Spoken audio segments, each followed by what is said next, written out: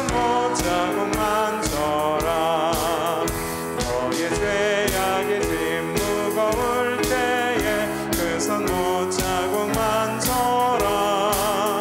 마음 문 열고서 주를 모셔라. 그 손 못자국 만져라. 그 손 못자국 만져라. 그 손 못자국 만져라. 주가 널 지키며 인도하시리. 그 손 못자국 만져. 다시 한번 1절. 거친 세상에서 실패하거든 그 손 못자국 만져라. 고된 일 하다가 힘을 얻으리. 그 손 못자국 만져라. 그 손 못자국 만져라. 그 손 못자국 만져라. 주가 널 지키며 인도하시리. 그 손 못자국 만져라. 내가 어둠 속을 걸어갈 때에 그 손 못자국 만져라. 주가 참 평안을 내게 주시리. 그 손 못자국 만져라. 아멘. 그 손 못자국 만져라. 그 손 못자국 만져라. 주가 널 지키며 인도하시리. 그 손 못자국 만져라. 부활의 주.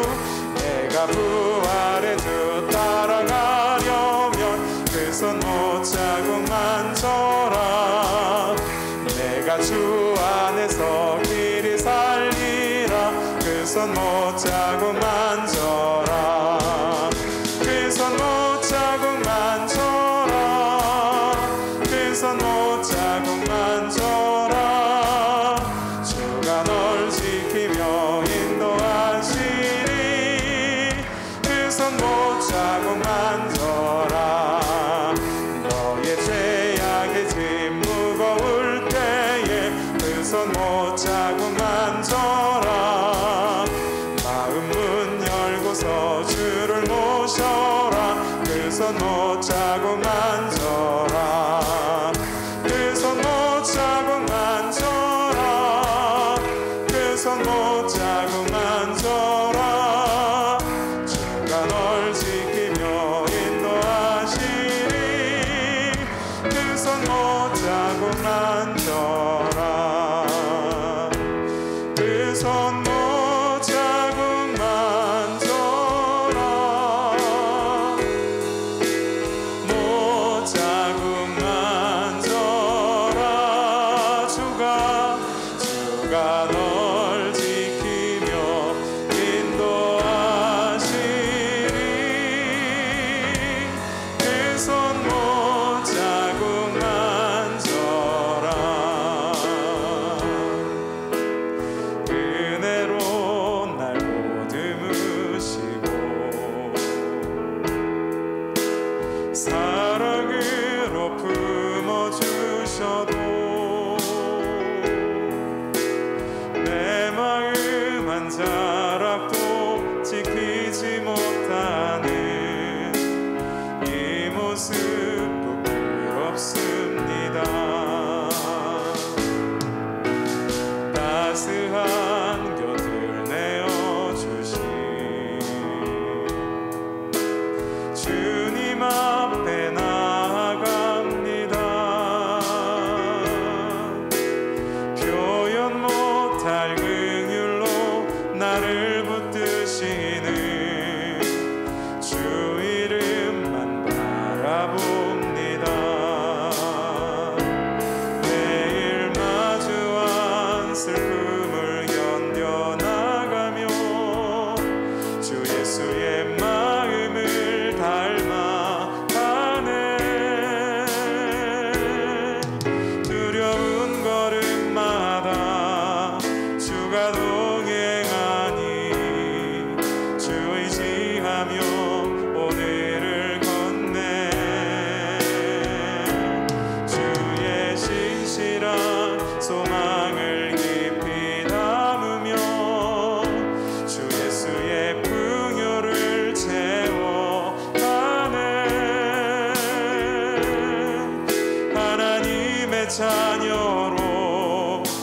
명예 지켜가며 깊어진 삶을 주께 드리네. 은혜로 날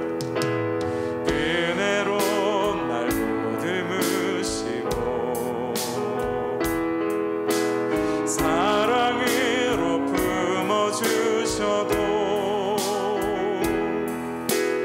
내 마음 한 자락도 지키지 못하는 이 모습 부끄럽습니다.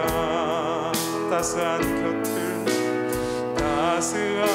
곁을 내어주시 주님 앞에 나아갑니다. 표현 못할 긍휼로 나를 붙드시는 주 이름만 바라봅니다. 매일 마주와 슬픔을 견뎌나가며 주 예수의 마음을 닮아가네. 두려운 걸음마다 주가 동행하니 주 의지하며 오늘을 걷네. 주의 신실한 소망을 깊이 담으며 주 예수의 풍요를 채워가네. 하나님의 자녀로 명예 지켜가며 깊어진 삶을 주께 드리네. 매일 마주한 슬픔을 견뎌나가며 주 예수의 마음을 닮아가네. 두려운 걸음마다 주가 동행하니 주 의지하며 오늘을 걷네.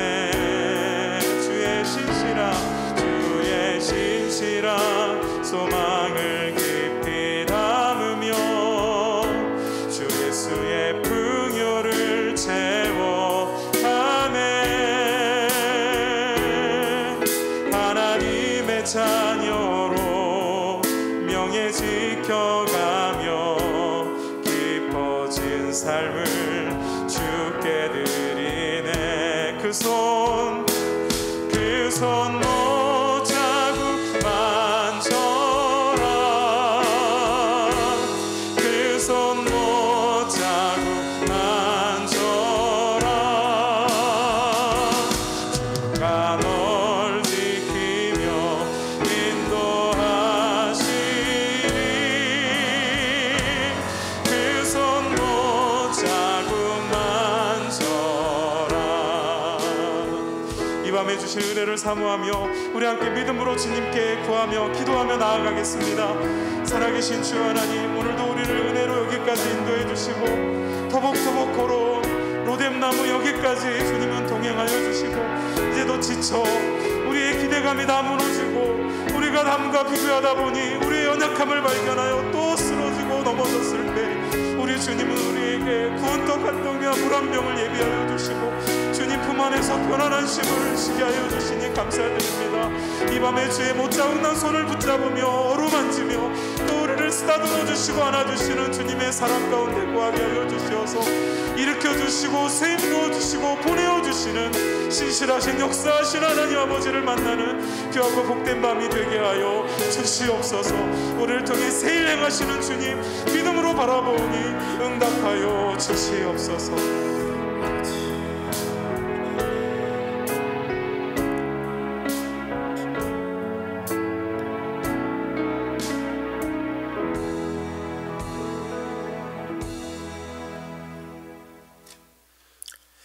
잠조신 하나님 아버지, 부활의 생명의 능력을 통하여 온 세상이 아름다운 꽃을 피우고 새로운 움을 움트게 하시니 감사드립니다. 모두가 생명의 시간을 보내고 있는데 유독 인간의 세계만은 여전히 어두운 겨울의 시간들을 보내고 있습니다. 인간이 만든 탐욕의 결과요, 교만의 결과요, 죄로 인한 필연적인 결과임을 고백하며 주님, 진실로 주님 앞에 인간들이 통회하는 마음으로 돌이키고 그 교만의 자리를 떠나서 하나님 앞에 무릎을 꿇을 수 있기를 원합니다. 코로나가 사라지는 것만이 해답이 아닌 줄 알기에 비록 이것이 이 땅에 심각한 고난과 어려움을 초래하고 있지만 주님, 단지 사라지는 것만을 위하여 기도하지는 않습니다. 아버지의 일이 이루어지고 하나님 아버지의 뜻이 이루어지기를 원합니다. 이런 고통을 통해서도 인류가 하나님을 계속 떠나는 죄가 진행되지 않게 하시고 잃어버렸던 생명을 다시 되찾고 이 땅에 다시 생명의 계절이 도래할 수 있도록 통회하고 회개하고 돌이키는 역사가 있게 하여 주시옵소서. 먼저 저희의 마음을 돌이킬 시간 주님 앞에 나왔습니다. 주님, 저희의 텅 빈 마음을 주님의 영으로 채워주시고 어루만져 주시옵소서.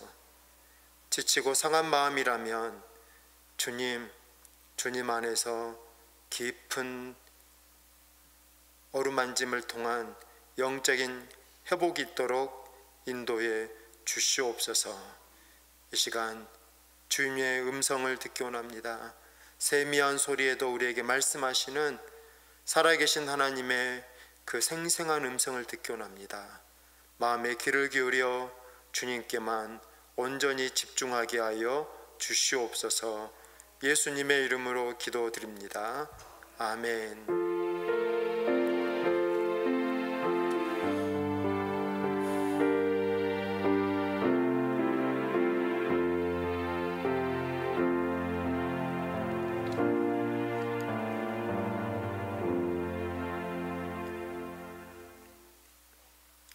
찬송가 300장입니다.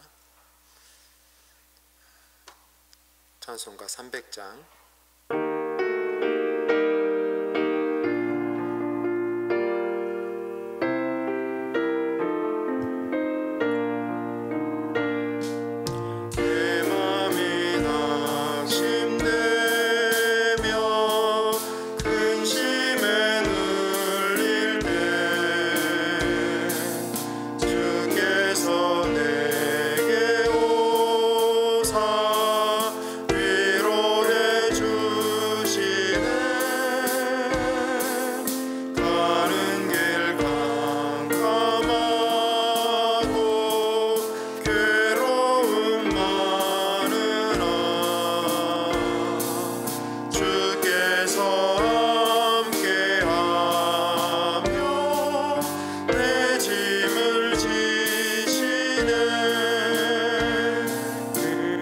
그네가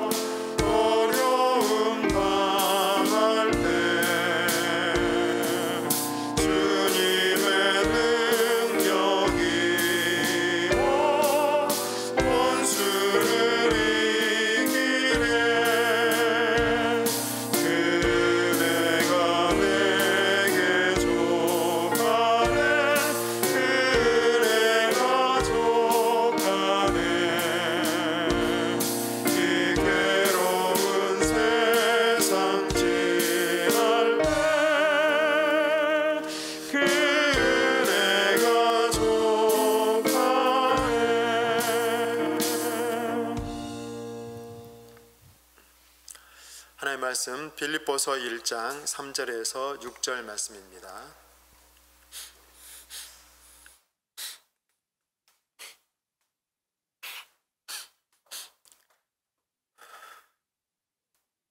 빌립보서 1장 3절에서 6절까지의 말씀 한 목소리로 읽겠습니다. 내가 너희를 생각할 때마다 나의 하나님께 감사하며 간구할 때마다 너희 무리를 위하여 기쁨으로 항상 간구함은 너희가 첫날부터 이제까지 복음을 위한 일에 참여하고 있기 때문이라. 너희 안에서 착한 일을 시작하신 이가 그리스도 예수의 날까지 이루실 줄을 우리는 확신하노라. 아멘. 빌립보서에는 중요한 요절들이 많이 등장한다라는 말씀을 드렸습니다. 오늘 6절도 빌립보서의 핵심 구절이자 또 성경 중요 암송 구절 가운데 꼭 포함되는 말씀이죠. 너희 안에서 착한 일을 시작하신 이가 그리스도 예수의 날까지 이루실 줄을 우리는 확신하노라. 이것이 또 빌립보서 전체를 이해하는 데 있어서 중요한 핵심 요절입니다. 바울은 감옥에 있었고요. 또 빌립보 교회는 안팎으로 여러 어려움을 겪고 있었던 상황에 바울은 그 편지의 시작부터 이와 같이 고백합니다. 너희 안에서 그리고 나의 삶 속에서 하나님은 이미 착한 일을 하고 계신다. 그 착한 일을 시작하신 하나님께서 그 일을 끝내는 다 이루실 줄을 확실히 믿는다라고 그렇게 고백합니다. 바울이 왜 기뻐할 수 있었을까? 그런 절망적인 환경 가운데 어떻게 바울이 지속적으로 기쁨을 고백할 수 있을까? 그 근거가 바로 오늘 6절 말씀입니다. 그는 하나님의 착한 일을 확신하고 있습니다. 착한 일이라는 번역상에 약간의 좀 어려움이 있는 것 같아요. 착한 일이라는 이 표현으로는 충분치가 않습니다. 착한 일이라고 하니까 뭔가 좀 하나님이 착한 분인가, 좀 그렇게 너무 이 단어가 하나님의 속성을 너무 하나님의 존재를 제한시켜버리는 어려움이 있어요. 달리 말하자면 착한 일이란 위대한 일, 놀라운 일, 온 우주의 주인으로서 하나님이 하시는 모든 일, 이런 의미를 담고 있고요. 굳이 좀 더 편하게 바꿔보자면 좋은 일, 착한 일이라는 것이 약간의 좀 도덕적인 그런 느낌의 언어라고 한다면 좋은 일이라는 단어로 좀 더 편리하게 생각해서 이 말씀을 함께 나누면 좋겠습니다. 하나님의 일이 시작되었다라는 거예요. 그것은 좋은 일입니다. 바울은 그것을 확신하고 있어요. 그리고 그 일은 어떤 것으로 인해서 중단되지 않는다라는 것을 그는 기본적으로 전제한 채 이 말씀을 나누고 있습니다. 적어도 이 부분은 바울의 자전적인 경험과 연결되어 있는데요. 바울은 한때 예수님을 비방하고 박해하는 자였죠. 그래서 하나님께서 시작하신 좋은 일을 방해하려고 했었습니다. 그래서 다메섹에까지 가서 예수님을 믿는 자들을 결박하고 옥에 가두려고 했었죠. 그 과정에서 부활하신 예수님을 만나게 됩니다. 그가 그런 자신의 경험을 통해서 한 가지 깨달은 것이 있어요. 하나님의 일을 막을 수 없다라는 것입니다. 빌립보 교회 역시 하나님의 일이 어떻게 진행되는가의 증거이죠. 유럽 선교의 첫 번째 교회였습니다. 그 모든 것들이 되어지는 과정에 하나님의 적극적인 개입이 있었습니다. 바울은 그런 자신의 경험과 또 빌립보 교회가 형성되는 과정에서 한 가지 자신이 깊이 깨달았던 것, 하나님의 일은 누구도 막을 수 없다라는 것입니다. 감옥으로도 막을 수 없고요, 이단의 방해로도 막을 수 없고, 세상의 무서운 권력으로도 막을 수 없다라는 것을 깨달았던 바울이었기에 하나님께서 시작하신 그 착한 일은 마침내 다 이루어질 것이다라고 하는 그런 확신의 믿음을 가지고 있는 것이죠.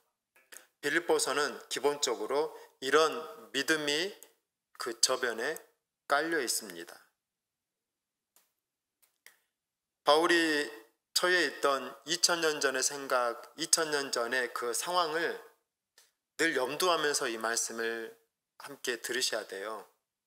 지금 우리의 삶의 상황에서 이 말씀을 너무 쉽게 접근해 버리면 이 말씀의 깊이를 충분히 깨달을 수가 없습니다. 2000년 전 감옥에 갇혀 있는 그런 절망적인 상황이라는 것을 늘 염두하고 이 말씀을 대할 수 있기를 바랍니다. 그래서 오늘 당장이라도 사형이 집행되면 바울은 죽어야만 하는 그런 처지에 있었습니다. 그리고 본인이 세웠던 빌립보 교회는 언제든지 분열될 수 있는 그런 어려움에 또한 봉착해 있었습니다. 그런 바울이 기뻐하고 있고요, 또 빌립보 교인들에게 기뻐하라고 이야기하고 있습니다. 그런 이유, 그것이 가능했었던 이유는 하나님이 자신들 안에서 착한 일을 시작하셨고, 일단 하나님께서 그 일을 시작하셨다면 그 일은 분명히 이루어진다고 하는 믿음이 있었기 때문이에요. 한국 교회의 미래에 대한 여러 부정적인 예측들이 계속 나오고 있습니다. 아마 한국에 존재하는 그 모든 것들 중에 미래가 가장 암담하게 예측되는 것이 한국 교회일 거예요.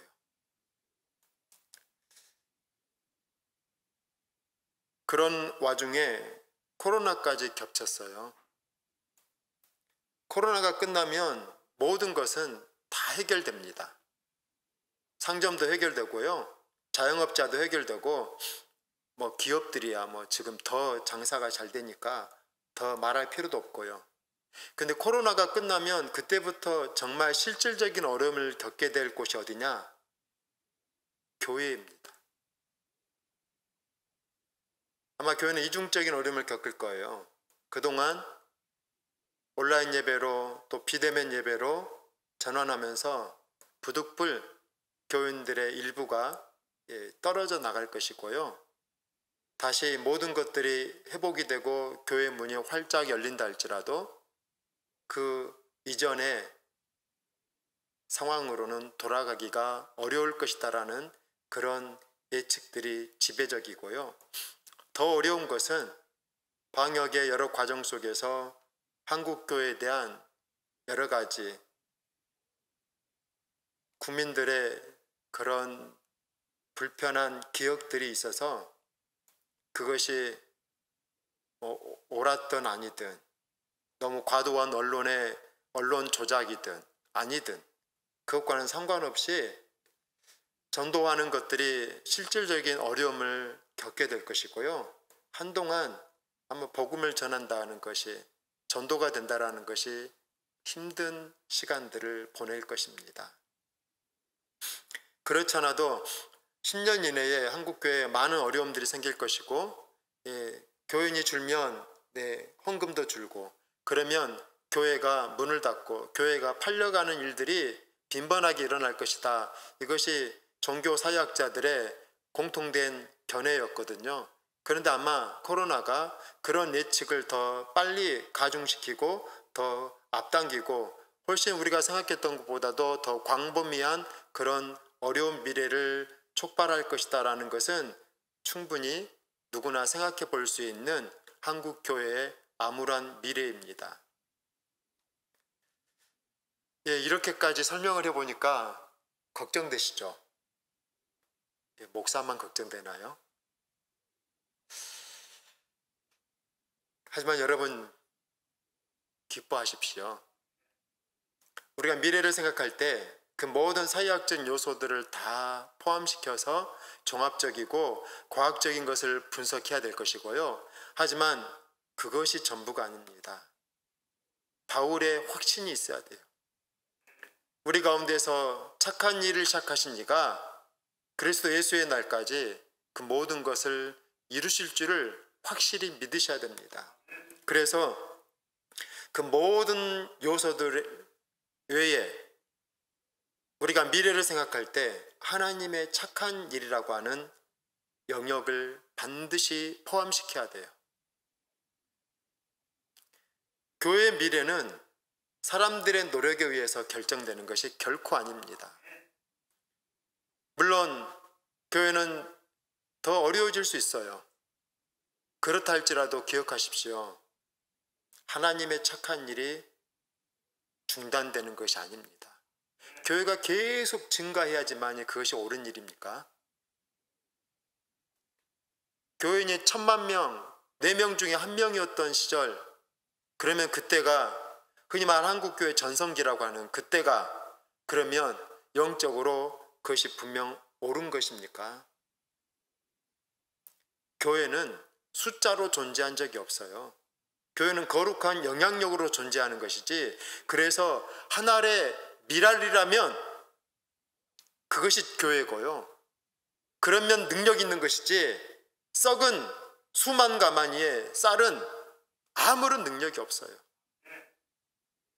교회가 부흥하고 숫자가 늘고 그것은 좋은 일이고, 교회가 줄고 숫자가 줄어들면 그것은 나쁜 일입니까? 그건 지극히 세상적인 관점의 이야기 아니겠어요? 분명 미래의 교회는 줄을 거예요. 그것은 부정할 수 없는 사실입니다. 그렇다 할지라도 하나님의 착한 일이 사라지는 것이 아니라는 것, 적어도 교인은, 성도는, 그리스도인은 그걸 목격하고 그것을 바라봐야 되는 것이고요. 그렇기에 우리는 암담한 미래가 예측되는 그 상황에서도 기뻐할 수 있는 거예요. 교인이 1000만 명이어서 그것이 여러분에게 무슨 기쁨이 되겠습니까? 아무런 상관없는 일이에요.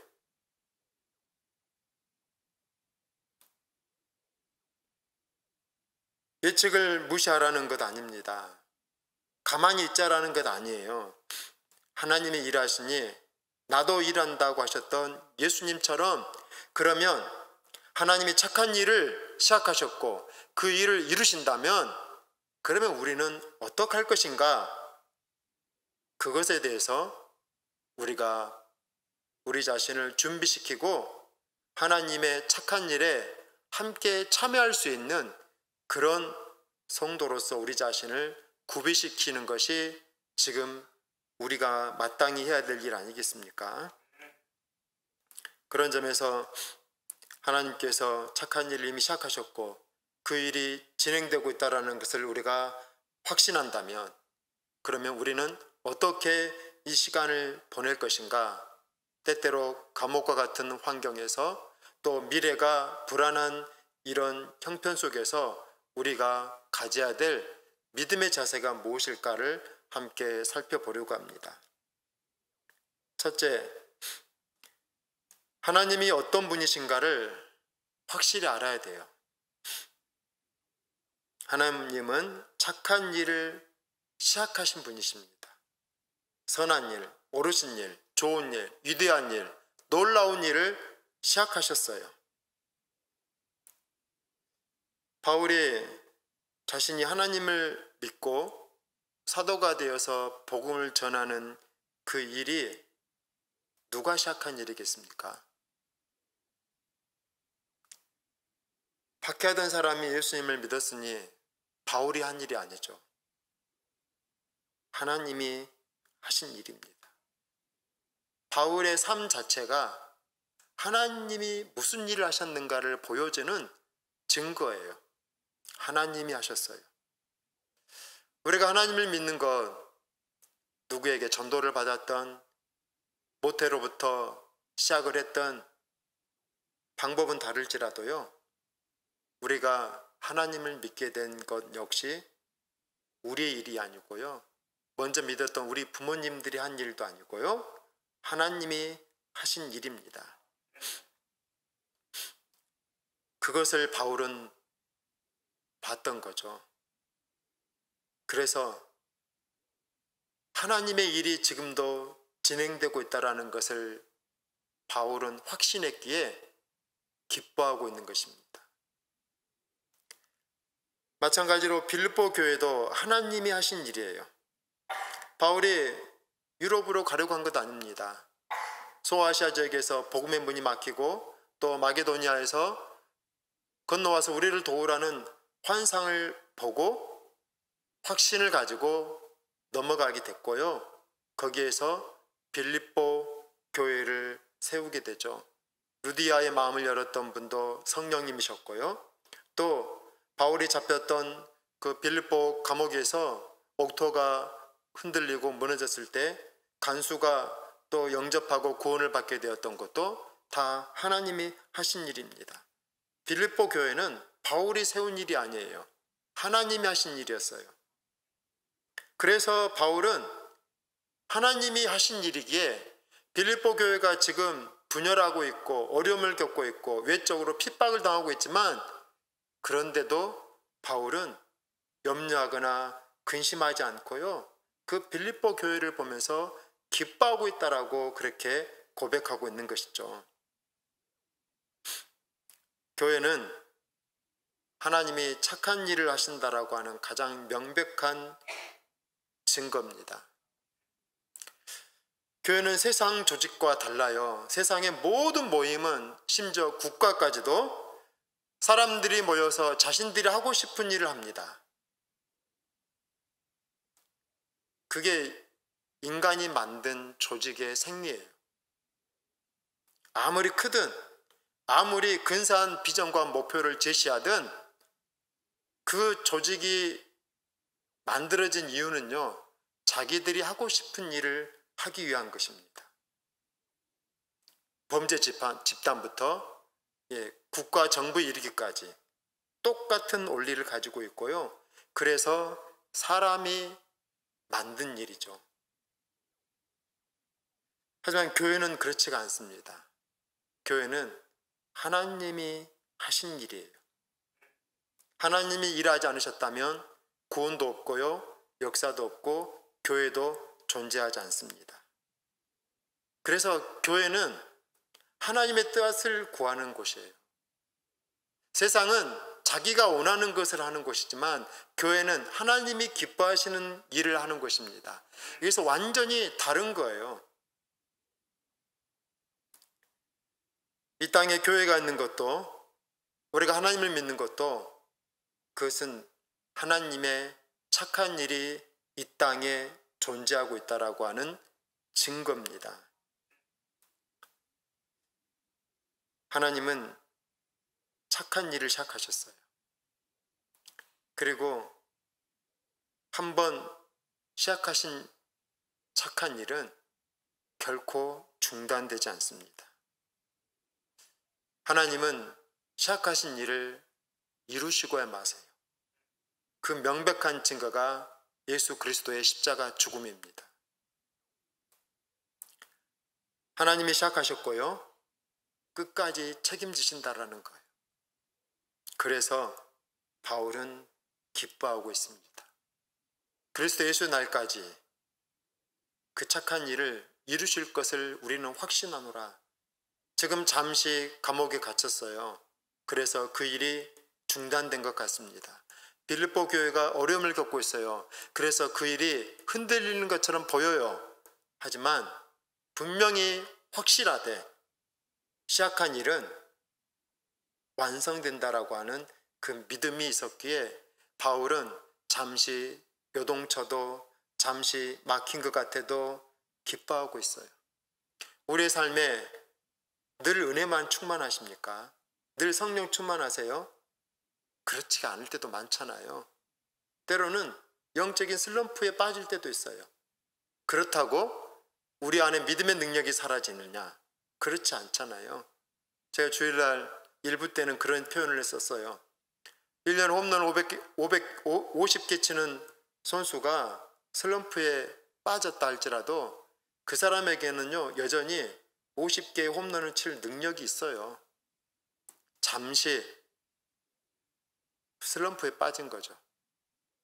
잠시 하나님의 일이 중단되는 것처럼 보여도 하나님의 능력이 사라지는 것은 아니라는 것입니다. 여러분의 삶 속에 때때로 무언가가 멈춘 것 같고 하나님의 은혜가 마른 것 같고 믿음이 식은 것 같고 기도에도 응답이 되지 않는 것 같은 그런 영적인 광야와 같은 시간들을 보내고 있다 할지라도 착한 일을 시작하신 이는 지금도 일하고 계셔요. 내 눈에 보이지 않는 것뿐이지 지하수는 흐르고 있어요. 그리고 어느 순간에 그것은 다시 샘물로 솟아오릅니다. 그것을 봤던, 그것을 확신했던 바울은 그래서 그 착한 일을 시작하신 일을 보면서 기뻐하고 있는 거예요. 지금도 하나님은 그 일을 시작하셨기에 우리의 삶에 또 이 역사에 깊이 개입하셔서 모든 일들을 조종하고 계십니다. 때로는 빌립보로 바울의 선교 방향을 바꾸시기 위해서 바울의 발걸음을 막으셨던 것처럼 때로는 하나님의 그 착한 일을 이루시기 위해서 우리의 삶의 방향을 때로는 막으시고요. 우리들의 어떤 생각의 방향과 우리들의 어떤 마음의 방향을 새롭게 바꾸실 때도 있어요. 때로는 떡 한 조각을 통해서 격려하실 때도 있고요. 뜻밖의 일을 통해서 또 우리들에게 힘을 주시기도 하시고 우리 홀로서 해결할 능력이 없으면 또 믿음의 동역자들을 보내시기도 하십니다. 그렇게 우리 삶에 다양하게 지금도 개입하셔요. 때로는 뜨겁고 분명하게, 때로는 우리가 느낄 수 없는 세미한 만지심을 통해서 그렇게 우리의 삶과 또 교회들과 이 역사 가운데 하나님은 그분이 시작하셨던 그 구원의 착한 일을 끝내는 이루시기 위해서 지금도 일하고 계시다라는 것입니다. 그래서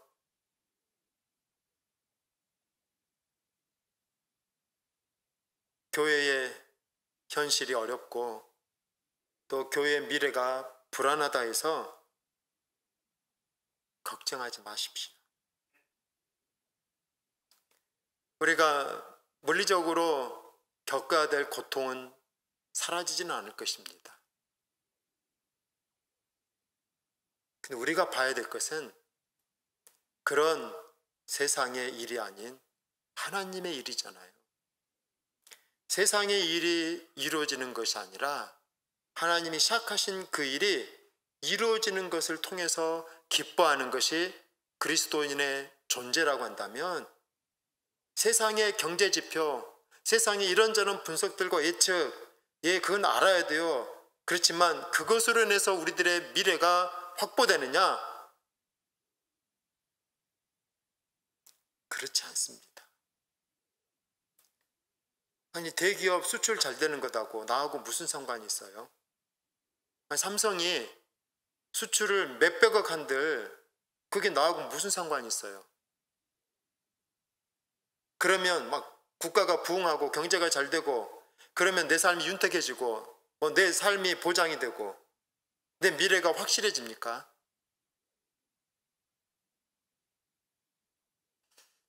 세상의 일에는 그렇게 관심이 많아요.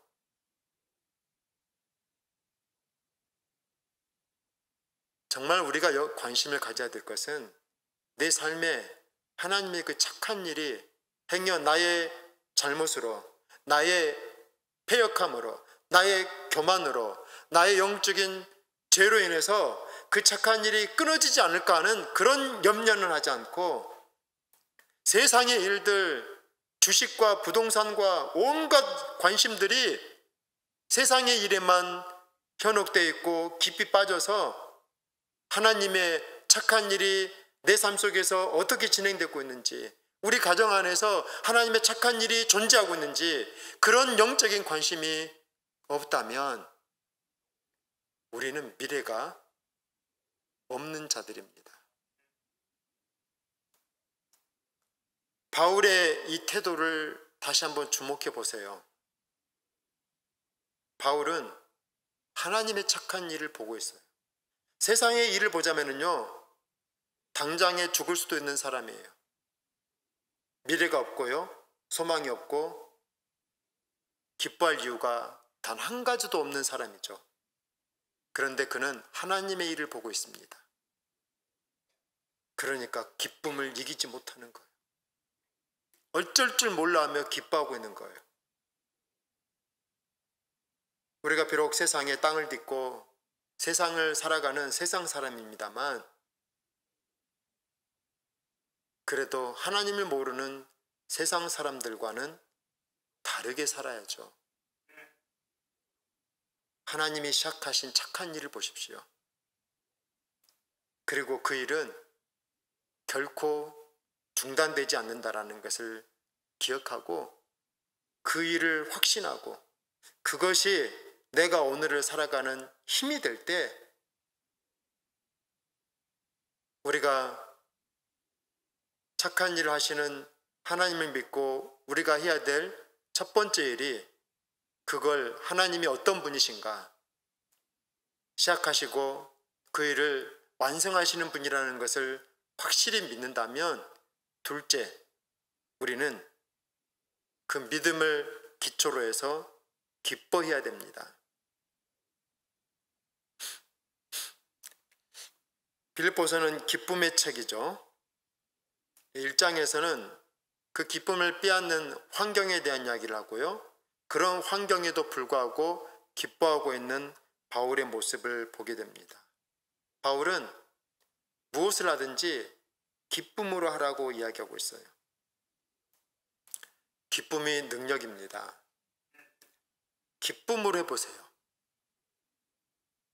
일이 잘 돼요. 억지로 하고 마지못해 하고 짜증내면서 하니까요, 일이 재미가 없고 일을 어쩔 수 없이 하니까 무기력해지고 결국 일의 성과도 만족스럽지 못하죠. 기쁘게 해보세요. 누가 뭐라고 해도요, 스스로가 열심히 하고요, 누가 뭐 지시하고 일을 부탁해서 하는 게 아니에요. 내 안에서 기쁨이 넘쳐나니까 내가 앞서서 미리미리 하고요, 내가 무엇을 하면 몰입하고 집중해서 뭐 세상 옆에서 폭탄이 터져도 모른 채 그냥 그 일에 깊이 빠져서 그 일을 하게 돼요.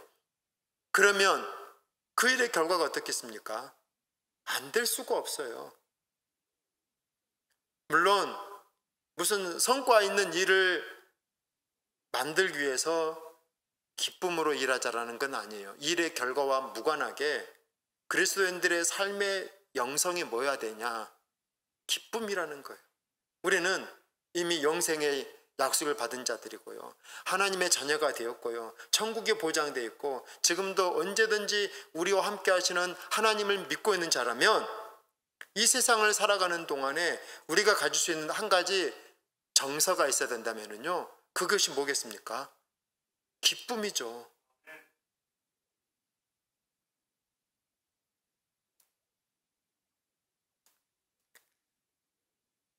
착한 일을 시작하신 하나님을 믿는다면, 그리고 그 일이 기필코 이루어지고, 그럴 때 그 일은 우리에게 선한 일이고 좋은 일이라는 것을 우리가 확신한다면, 그러면 기뻐하십시오. 그것이 우리가 착한 일에 참여하는 가장 중요한 태도입니다. 그리고 그 기쁨으로 일해보세요. 그것이 우리가 누리는 축복이에요. 기쁨으로 믿고, 기쁨으로 일하고, 기쁨으로 밥 먹고, 기쁨으로 회사 일하고, 기쁨으로 가사 일을 하고, 그럴 때 그 기뻐하는 마음으로만 경험할 수 있는 그 삶의 과정 자체, 그것이 기뻐하는 자가 누리는 축복입니다. 세 번째, 하나님께서 우리 안에서 착한 일을 시작하셨고 그것을 이루신다라는 것을 믿는다면 우리는 하나가 되어야 됩니다. 오늘 본문에서 너희 안에서 착한 일을 시작하신 이라고 바울은 표현하고 있어요. 너희 안에서 하나님이 착한 일을 시작하셨다. 이 이야기를 전제해 볼 때 우리가 먼저 하나가 되어야 된다는 거예요. 가족이 하나가 되고 교회가 하나가 될 때 그때 하나님이 착한 일을 시작하십니다. 하나가 된다라는 것이 무엇이냐? 오늘 본문 3절과 4절에 보면 내가 너희를 생각할 때마다, 또 4절에 간구할 때마다 라는 표현을 연결해 본다면 바울이 감옥에 갇혀서 빌립보 교인들을 생각하고 또 그들을 위해서 기도했다라는 거예요. 그렇게 해서 바울과 빌립보 교회 교인들이 하나로 연결되고 있는 것이죠. 단지 한 곳에 있고 무슨 같은 일을 하는 것만이 하나가 아니라 하나님 안에서 서로를 위해서 생각하고 간구하는 그런 관계가 될 때 영적으로 하나가 된다라는 거예요.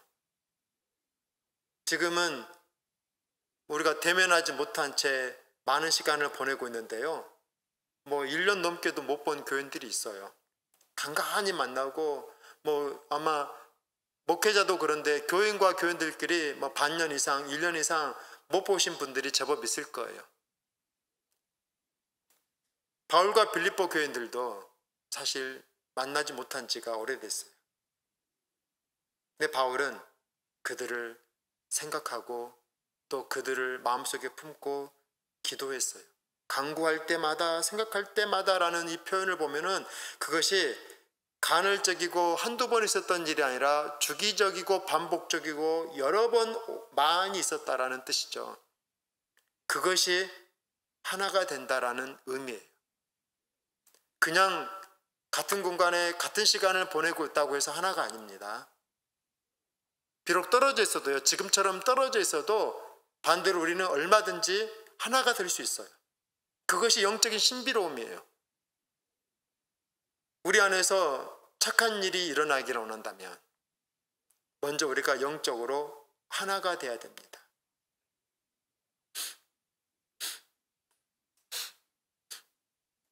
분열의 자리에서는 하나님은 일하지 않으십니다. 마가의 다락방에 성령님이 강림하셨던 이유는요, 그들이 믿음이 좋아서가 아니에요. 그들이 뜨겁게 기도해서가 아닙니다. 그들이 마음을 같이 해서, 달리 말하면 그들이 하나가 되었기에 성령님이 임하신 거예요. 그것 외에는 없어요.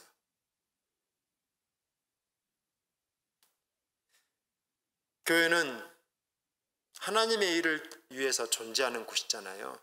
그리고 성도들도 그것을 볼 때 행복해요. 하나님의 일이 일어나는 것들을 볼 때 우리는 행복해합니다. 우리가 영적인 훈련을 하면서 뭔가 내 삶 속에서 하나님의 일이 일어난다는 것을 경험할 때 행복하잖아요. 뭔가 교회가 어떤 일을 할 때, 특별히 올해 이제 작은 교회 간판 사역을 진행하고 있는데요, 많은 교인들이 굉장히 그 마음의 기쁨으로 참여해요. 꼭 헌금을 해서만이 아니에요. 그런 일들에 관심을 가지고 그 일에 지지하고, 그럴 때 뭔가 우리 교회 안에서 하나님의 착한 일이 일어나는 것들을 목격하니까 우리 성도들의 마음이요, 영적으로 행복하고 기쁜 거예요. 교회는 하나님의 착한 일을 드러내기 위해서 존재하는 곳입니다. 그러기 위해서 한 가지 조건이 있어요. 더 많은 물질이 필요한 것도 아니고요, 더 많은 교인들이 필요한 것도 아니고 하나 되는 거예요. 지금 빌립보 교회가 3장에 보면 이제 유력한 두 여자 이름이 나와요. 그러니까 뭔가 지금 두 여자 간에 갈등이 있다라는 거죠. 두 개의 어떤 주된 흐름이 있고 분열의 조짐이 있고 그걸로 해서 지금 다툼이 일어나고요. 뭐 꼭 여자 이름이 나왔다고 여자들이 주도했다 그런 뜻은 아니고요. 그러니까 지금 교회가 지금 그렇게 분열의 그런 형편에 처해 있는 그 상황에서 바울이 너희 안에서 이미 착한 일이 시작됐는데 그렇다면 예수의 날까지 그 착한 일이 이루어질 때까지 우리가 믿는다라고 한다면 그렇다면 너희가 어떻게 해야 되겠느냐? 하나가 돼야지 마땅하지 않겠느냐? 좀 그것이 바울의 그들에 향한 권면이에요. 이게 편지를 꼭 액면 그대로만 전달합니까? 때로는요, 너무 친하니까 속마음을 전달을 못해요. 그래서 진짜 마음은 그 밑에 있고 드러나는 단어로는 사실은 그 마음이 충분히 다 표현되지 않는 거죠. 바울의 이 마음, 너희가 한 마음을 품으라, 한 마음을 품으라는 이 말을 뒤집어 보면 뭐겠어요? 왜 너희가 분열하고 있느냐? 착한 일을 이루실 하나님께서 너희 안에서 그 일을 이루시려면 너희가 하나가 되고 분열하면 안 되는데 왜 너희가 분열되어 있느냐? 그런 책망이 있잖아요. 그런데 빌립보 교인을 사랑하는 마음이 있고 또 행여 빌립보 교인들을 바울이 보지 못한 지가 오래되어서 그들이 그 말을 마음에 힘겹게 듣게 된다면 그 편지를 애써 보낸 효과가 무색해지는 거잖아요. 그러니까 한 마음을 품으라 그렇게 표현한 것이지만 그 내면에 그 상황은 무엇이냐? 분열되어 있다는 것이 전제되어 있고 그것에 대한 바울의 안타까움과 책망이 담겨져 있다는 거예요.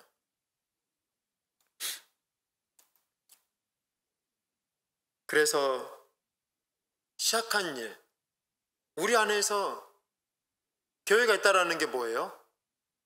착한 일이 이미 시작됐다는 뜻이잖아요. 우리가 이 교회의 한 구성원이 됐다는 뜻이 뭡니까? 우리가 우리 안에서 하나님의 착한 일이 이미 시작됐다라는 거예요. 그렇다면 우리가 해야 될 일이 뭐냐? 하나님께서 이 착한 일을 시작하신 것을 이루실 때까지 우리가 유지해야 될 것들이 있다라는 거죠. 개인적으로는 기쁨을 지켜야 돼요. 늘 내 안에 기쁨을 충만하게 유지해야 돼요. 그리고 공동체적으로는 하나됨을 유지해야 돼요. 그럴 때 착한 일을 시작하신 하나님께서 그 착한 일을 이루시는 것이죠. 우리가 그 일을 완성할 힘은 없어요. 그건 우리의 소관이 아니고요. 우리가 할 수 있는 일이 아닙니다. 하지만 그 일을 할 수는 없는 존재지만요. 안타깝게도 그 일을 막을 수 있는 힘은 또 우리에게 있네요. 우리가 기쁨의 능력을 상실해버리고 우리가 분열한다면 하나님이 시작하신 그 착한 일은요. 우리 안에서 이루어질 수가 없어요. 그래서 우리는 그 일에 어떤 것도 할 수 없지만 대신 그 일이 완성될 수 있는 그런 영적인 상황을 우리가 만들어야 될 책임이 있다라는 거예요.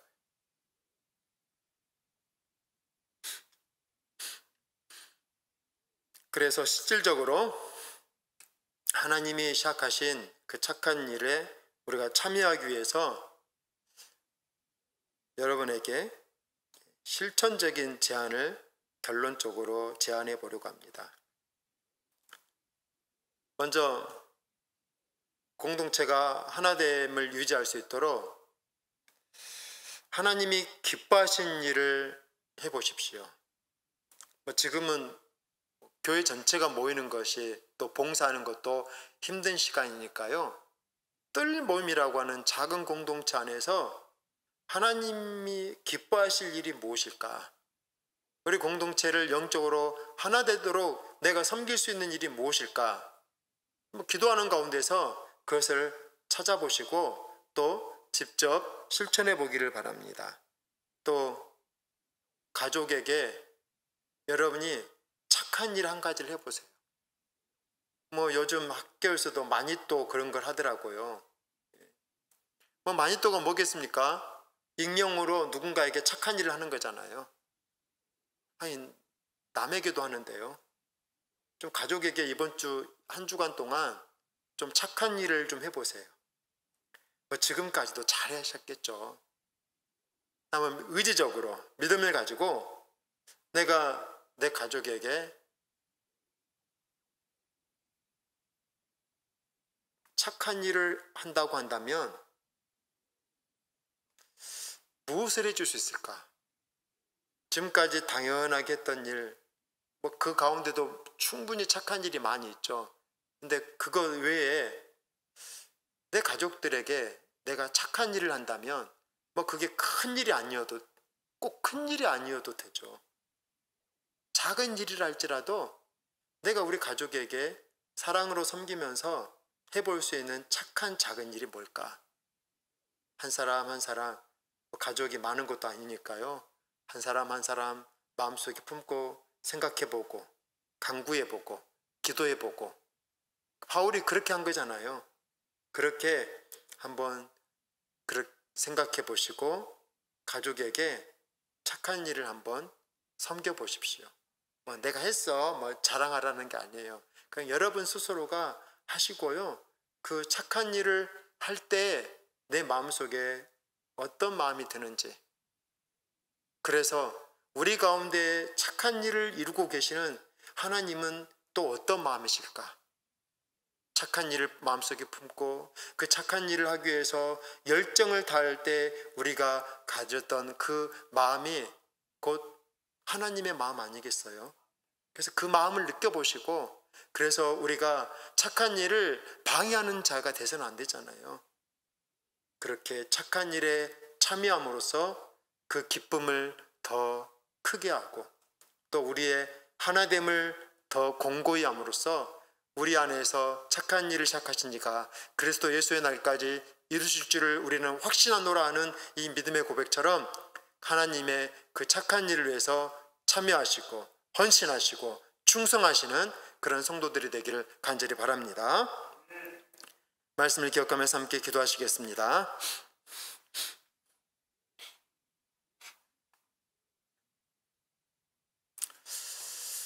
이 시대는 하나님의 착한 일이 필요합니다. 모두가 다 이기적이고요, 자기 중심적이고, 정말 그래서 앞으로 어떻게 그런 일들은 이제 수시로 일어날 거예요. 자기를 사랑하는 말세가 되면은요, 정말로 어처구니 없는 일들이 이제는 폭발적으로 증가할 것입니다. 그렇기에 믿음의 사람들은, 교회들은 하나님의 착한 일을 해야 돼요. 세상이 어떠하든지 우리가 할 일이 있습니다. 우리의 부르심이 그거예요. 그렇기에 먼저 하나님 앞에 나아가서 기도할 때, 주님, 제게 그 구원의 기쁨과 감격,